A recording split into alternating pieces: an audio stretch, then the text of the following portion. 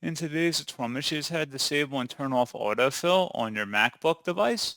So this should hopefully be a pretty straightforward process here, guys. And without further ado, let's go ahead and jump straight into it. So what I have to do is select the Apple icon up in the menu bar and then go down and select System Settings. On the left panel, select the General tab, and then directing your attention to the right side, scroll down and select where it says Autofill and Passwords and select it. And then where it says Autofill Passwords and Passkeys, automatically suggest passwords, passkeys, and verification codes when signing into apps and websites.